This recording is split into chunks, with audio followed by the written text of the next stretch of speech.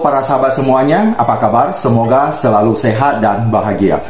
Pada kesempatan ini saya akan menyampaikan tentang asal-usul istilah Cina dan Tiongkok. Sebutan Cina di Indonesia dalam ejaan CINA adalah mengandung penghinaan. Walaupun demikian, banyak sekali warga Tionghoa di Indonesia tidak mengetahui asal-usul dari sebutan tersebut. Sebenarnya istilah Cina ini dimulai dari dinasti Qin yang berkuasa di Tiongkok pada tahun 221 sampai 206 sebelum Masehi.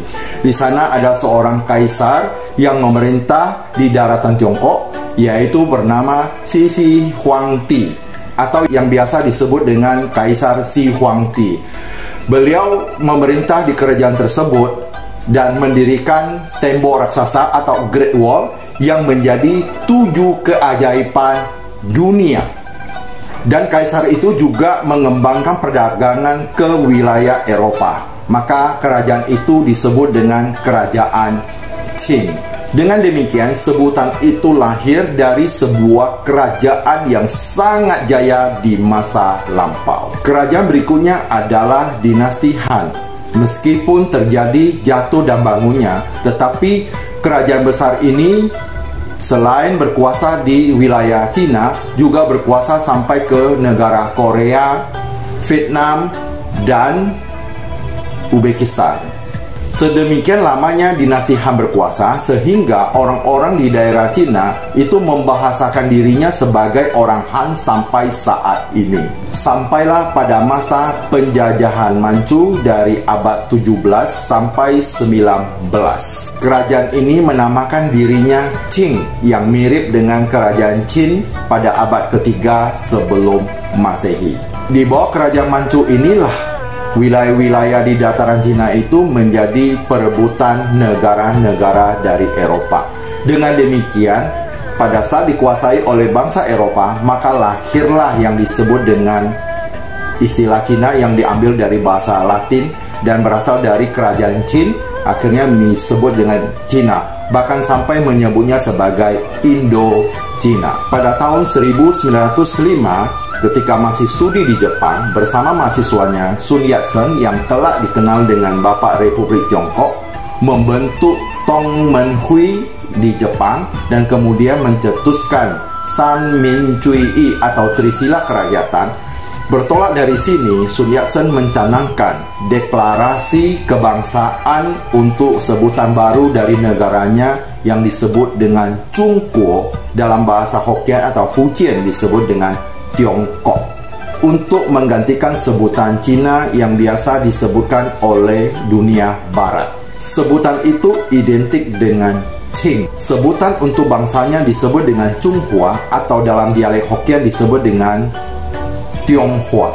Dengan dasar negaranya Saminchuyi. Kemudian Sun Yat-sen memerintahkan agar bahasa Mandarin itu dijadikan bahasa negara atau Guoyu sebagai bahasa negara. Negara yang dideklarasikan pada tahun 1911 dengan sebutan Zhonghua Minguo atau disingkat dengan istilah Zhongguo atau dalam dialek Hokkien disebut dengan Tiongkok. Perkembangan selanjutnya akhirnya terjadi perang saudara dan tahun 1949 deklarasikan Zhonghuaren Mingkung Heguo disingkat menjadi Zhongguo oleh Mo Zedong.